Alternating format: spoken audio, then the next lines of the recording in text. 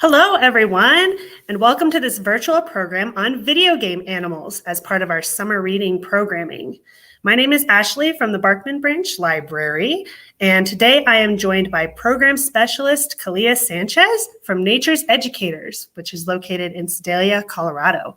But before we get to her part of the presentation, I just wanted to go over the kit that's associated with this program real quick with you all. So between July 1st and July 7th, you can come pick up one of these noisy red bags. And in those red bags are going to be 3 different activities along with your activity sheet. Okay, the first activity is your Pokedex for creating your own Pokemon animal-related creation. And also, there's some space for the evolutions. So you make sure when you fill this out, you're going to draw and design your Pokemon in your Pokedex screen.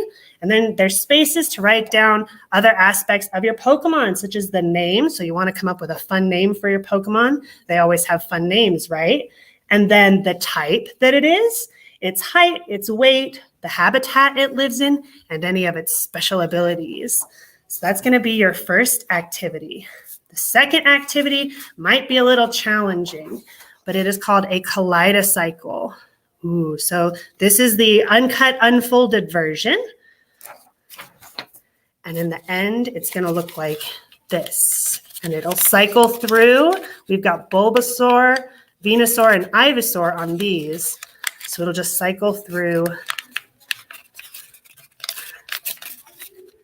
So they're a lot of fun to put together. They're kind of like a funky fidget spinner. Okay, and your third activity, I've already put mine together. It's your little Pokeball catapult. So it's just rubber bands and popsicle sticks, and it works really well. Also included in your kit are going to be 2 stickers, so you can put them on something, maybe not a wall, something you'll be able to move around as targets, and try and hit your stickers, your Pokemon stickers, with your catapult and see if you can catch them all. If you have some trouble putting together your kaleidoscopes and your catapults, there's going to be a virtual program this Saturday through the Barkman Facebook and YouTube pages where I'm going to go over how to construct those so we can construct them together. All right, now without further ado, I'm going to welcome Kalia Sanchez to our virtual program and let her get started with her presentation. Hi, Kalia. Hi. I'll let you get started and I'll get out of the stream. All right. So I am excited to bring you guys the animals of Pokemon. So this is actually a great activity that you guys will be able to do in your kits. So these will kind of get you thinking of a little bit of how to design your own Pokemon. We're going to talk about some of the Pokemon from the games. So hopefully you'll be somewhat familiar with some of the Pokemon. If not, it's okay because we're going to focus a little more on the animals. So I'm with Nature's Educators, and we are a 501c3 nonprofit. We are licensed by the United States Fish and Wildlife Service to care for these animals. So not all of these animals are ones we can have as pets. The first 2 you could. The last one that we're going to talk about is a wild animal. So our first Pokemon that we're going to talk about is this one. So this one is Ekans. And Ekans is based on a snake. More specifically, Ekans is a rattlesnake. So, we can see that he's got this rattle tail here. Now, of course, I'm not going to hold a rattlesnake, but we do have something somewhat similar. So our first animal is a snake. And this is a bull snake. So we can kind of look at her length. So she is a very long snake. She's about 5 feet long. These guys are the longest snake species in Colorado. They can grow to be about 8 feet. So I kind of like to use her as my rattlesnake fill-in because bull snakes have a defense that makes them look and act like rattlesnakes. It's a little hard to see on this particular one because she's what we call a hypomelanistic snake. This means she has a lot less pigment in her scales. So there's a pigment called melanin that a lot of animals have that creates a lot of the dark blacks and browns. And since she doesn't have a lot of that, she's much lighter. She's essentially the snake equivalent of being blonde. But she has the pattern. It's just very, very pale on this particular snake. So in a wild bull snake, you would see this very dark pattern, and it looks almost exactly like a rattlesnake. So when these guys are out there in the wild, just in the grass, they're hoping that their potential predators think of them as a rattlesnake and leave them alone. Now, some predators are pretty smart. So humans, sometimes we're going to be like, oh, well, look at the shape of your head. That's the wrong shape. So a rattlesnake has a big triangular shaped head. And then, of course, the tail is different. So, us humans, we can look at this and be like, that's not a rattlesnake. You're a bull snake. So the bull snake has a way to work with that too. So if she were to feel threatened, she actually flattens out the back of her head to give herself that really wide triangular shape in the back. So she looks like a rattlesnake in the head. And then what she's going to do is she's going to shake her tail on the ground. And her hiss sounds just like a rattlesnake's rattle. So a bull snake, when they are defending themselves, they look and sound just like rattlesnakes. And most predators, when they hear that rattling sound, they're not going to take a closer look at the snake's tail just to be like, is there really a rattle on there or is there not? So most predators leave these guys alone.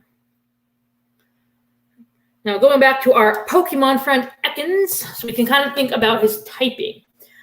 So he's a poison type in the game, and that's not the best type for a snake because most snakes aren't poisonous.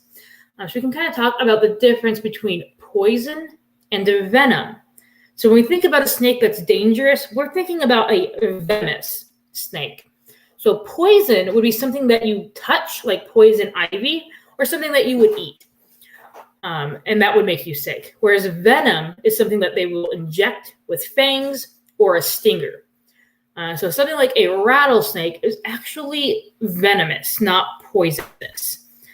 So I don't really like the poison type for our Ekans. But in the games, they do kind of just put venom and poison together as, toxic substances. We talk a little bit about our snake's tongue here, since she's going to show that off. There we go. So when she's sticking her tongue in and out like this, she is kind of smelling the air, tasting the air.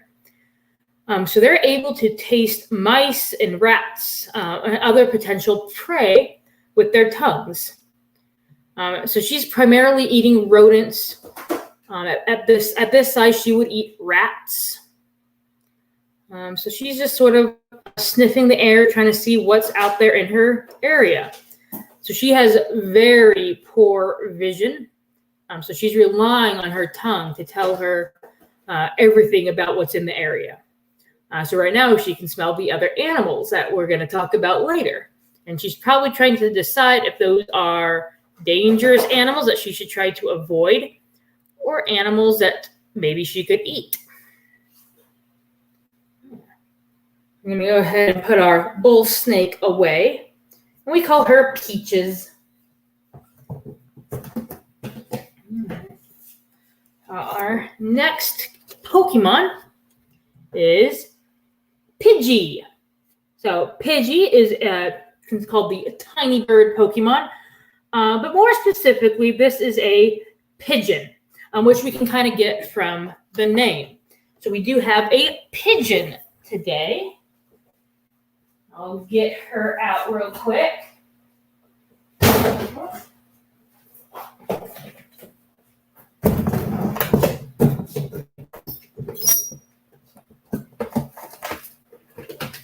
She's been dancing in her little kennel here.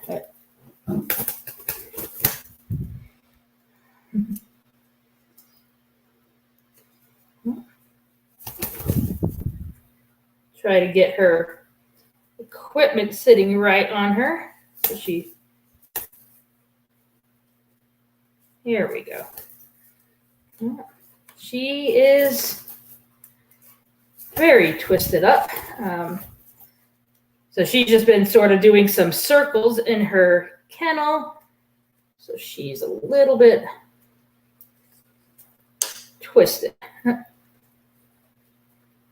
There we go. All righty. So our pigeon is named Pidgey. So we named her after the Pokemon. And you can see that she looks a little different than normal pigeons that we would see out on the street. But she is the exact same species as those pigeons. So they're all called homing pigeons, rock doves, feral pigeons, rock pigeon. There's a lot of different names we have for them, but they're all the same. So pigeons actually come in several different colors. They have different types of feathers. So some will have a crest on their head. Some will have feathery feet. So there's several hundred different breeds of pigeon. So they're kind of the bird equivalent of dogs. So they are what we call a domestic animal. So these pigeons actually don't exist in the wild. They've been domesticated for, we think, about 3,000 years, maybe a little more. Initially, pigeons were raised for food, so people would eat pigeon meat. But then we learned shortly after they were domesticated, they have another really cool ability that's really useful for humans. So this is the one bird on the planet who could deliver a message to somebody. So you might, if you read some fantasy books, sometimes they'll use different birds, like maybe they'll use falcons or ravens, parrots, owls. So there's all manner of different birds that people will use in fantasy books to deliver a message. But in reality, the pigeon is the only bird who can do it. And it's not that they're much smarter than those other birds, although they are fairly intelligent. But what they have is called a homing instinct. So these birds know where home is, and they can fly to it. So even from several hundred miles away, they're able to find their way home. So what we can do with pigeons is we can take one if we're going on a journey, and we would take a bunch of pigeons with us, and each one of those pigeons would have an ability to send a message back home. So that's what people would do. They would just take a bunch of pigeons with them as they left, and they could send messages across the country. So they were very, very useful for humans up until about the invention of radio. Once we had radio, we stopped using the pigeon so much. But people still race pigeons, so we can still find people who will race their pigeons to see who's got the fastest pigeon. And they are incredibly fast animals. So in the video games, Pokemon, Pidgey is pretty slow, but when he evolves, Pidgeot is a very fast Pokemon. So that's actually a pigeon trait. So in level flight, a pigeon can reach speeds of up to 90 miles an hour. So that's kind of going level with the ground. That actually is a really great defense against predators, because most predators can't move that quickly. There's a few that can. So one of the things that can hunt a pigeon would be a falcon. So the peregrine falcon is one of the fastest animals on the planet. But they have to be tricky. So to catch a pigeon, they can't chase it.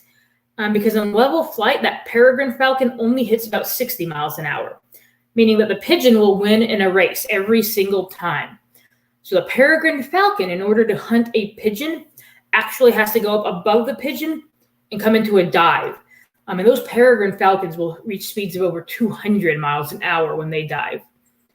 And that's about the only way to catch a pigeon, unless you just happen to get very lucky. We'll sometimes see, especially with our city pigeons, they're not eating the most healthy food. They're eating a lot of scraps and trash from humans. And naturally, a pigeon should be eating lots of seeds. So seed, you can kind of see that she's got this little tiny beak, which is perfect for picking up tiny seeds. And they'll actually go and look for their favorite seeds in a big pile of them. So she actually really likes to eat corn.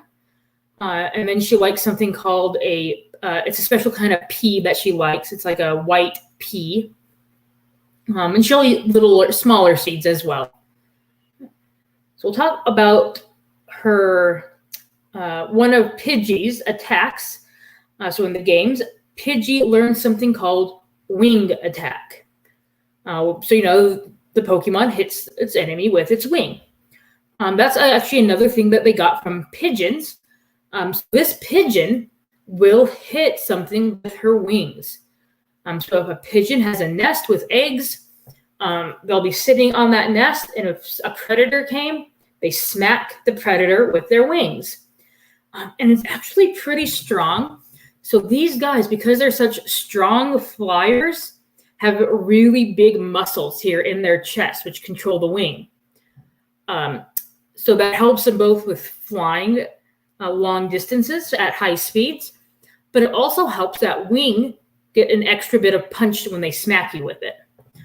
And even for a human, you would, if a pigeon suddenly hits you with the wing, a lot of humans actually will pull back because they were not expecting this little bird to essentially slap you with their wing. And then the wing has another function in defense, and she sort of did that earlier. For some more space, we can show off her noisy defense. So that sound that she makes is the sound of her clapping her wings over her head. So that sound is actually sometimes stops a predator. Especially when you think about pigeons living in a big flock, when they all take off and they're all making that sound, a lot of times the predator stops and they're like, whoa, what was that sound? Should I be going after that animal that just made that loud sound? And all these pigeons really need is a few seconds. Because again, once they get moving, if they can hit 90 miles an hour, nothing really can catch them. So that sound of their wings is another good defense of them. It can also help alert other pigeons that, hey, maybe there's something dangerous around. So we've got a bunch of pigeons eating seed in one part of a park, and then the pigeons closer to the danger all of a sudden take off. The other pigeons further away hear that, and they know to start paying attention, to look, be like, is there actually danger here? Should I take off as well? So the whole flock actually stays a little safer too, because they're all going to be listening to that. I'm just going to turn around for us. So her wings, let me see if we can actually show off her wing shape.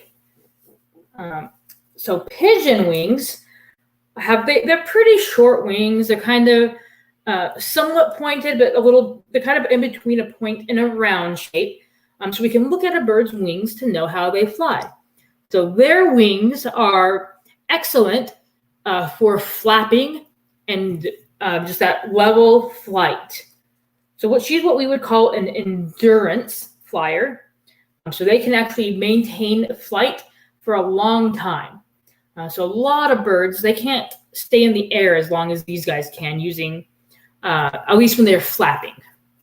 But the pigeon has really good endurance. All right.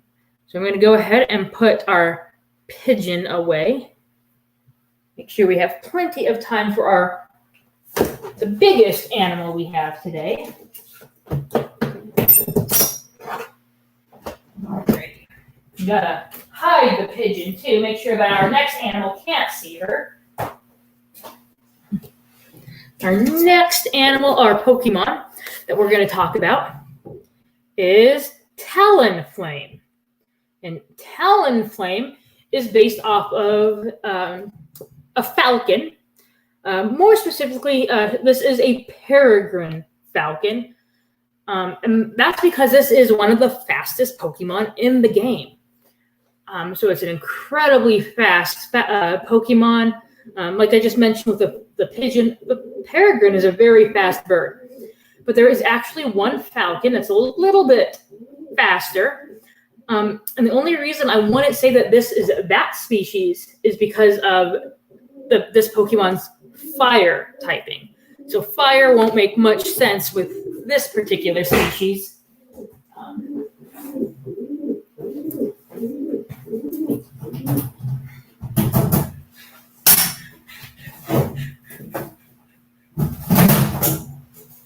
And this one might get very excited. Just like that.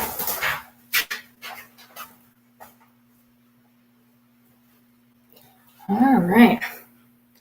So this is called a Gyr falcon. So that's spelled G-Y-R. And they live in the Arctic Circle. So that's why the fire typing wouldn't make sense for her to be Talonflame. But we usually say Talonflame is a peregrine. Because being an Arctic species, they probably are not going to be a good fire type for us. But they are another incredibly fast animal. In fact, the Gyr falcon is the fastest animal on the planet. So the record speed from a Gyr falcon in a dive was 353 miles an hour. In contrast, the peregrine's record speed was 275 miles an hour. So those were both done with captive animals as an experiment. They were flown up in a plane and trained to fly to the ground.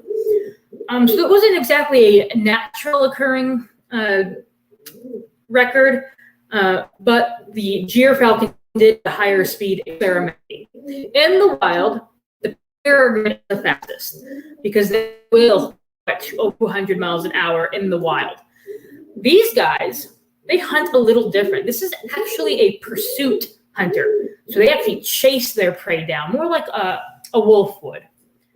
And what they do is they fly at incredibly high speeds in level flight.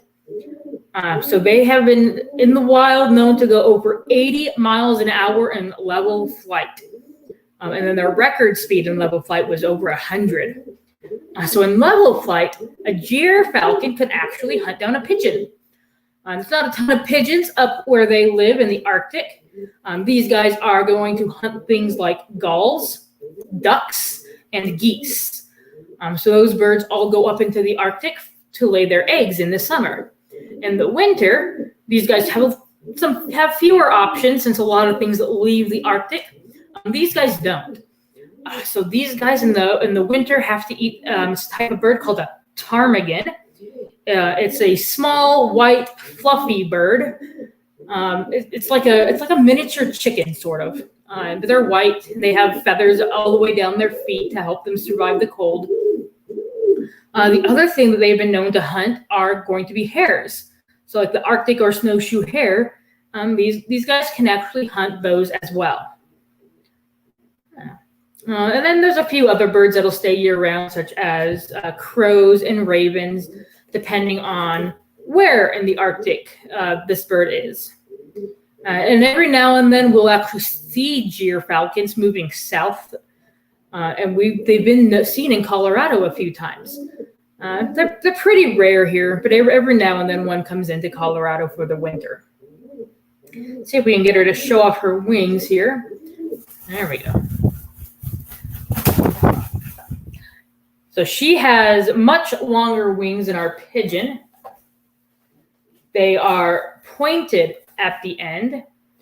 So all falcons have the same wing shape, and that helps them with high-speed flight. We can actually sort of see that in Talonflame's design too. Has those really long wings with the point to help them move. They're built just like a jet fighter. Technically, the jet fighter was built to be a metal falcon. So that's why we, even the Air Force, their mascot is a falcon for that reason. So that narrow pointed wing shape helps them cut through the air. It helps with the high-speed flight. So a lot of the really fast birds in the world, of swifts and swallows, actually have this similar wing shape. So that helps with the high speed, and then they can turn real quick through the air. The other thing that'll help them with turning is the long tail. So this bird has a very long tail. So that helps her turn as she's flying. So she can turn real quick to chase a duck or a goose that might be trying to get away from her. So we'll see if we can get her face a little closer. So we can kind of look at falcons' adaptations in their face. So when she has her beak open like that, we can sometimes see there's a little notch behind her, the front point. She's just moving very quickly, but every now and then you'll be able to see that there's that point, and then it goes back, and there's another point. So that's called a tomial tooth, and all falcons have that to help them catch to kill their prey. So what these guys like to do is they'll catch their prey. They'll use these long, skinny toes to reach through a bird's feather, grab it, and then use their beak to actually break the neck. So if everything goes right for the falcon,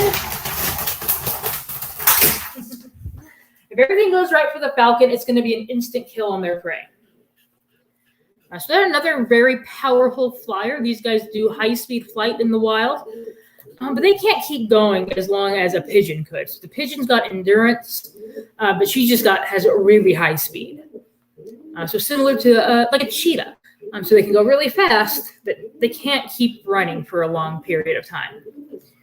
We can also look at her eyes. So falcons have these really wide open eyes. And that helps them see a lot of things.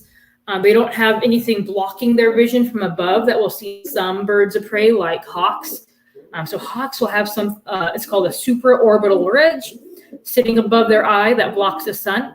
Falcons have a wide open eye. This way they can see a bird that's flying above them. In order to block the sun, falcons will have dark cheeks. So on this falcon in particular, her whole face is dark. But other falcons will actually have like a dark stripe under their eye or a very wide cheek mark on them. And that behavior that she just did is called a rouse. So birds will do that when they're comfortable. Now it is pretty warm in this room. So she's also panting a little bit. Just because for this bird, her ideal temperature would be below 60 degrees. It's about 70 in here right now. So she thinks it is just a little bit warm in here.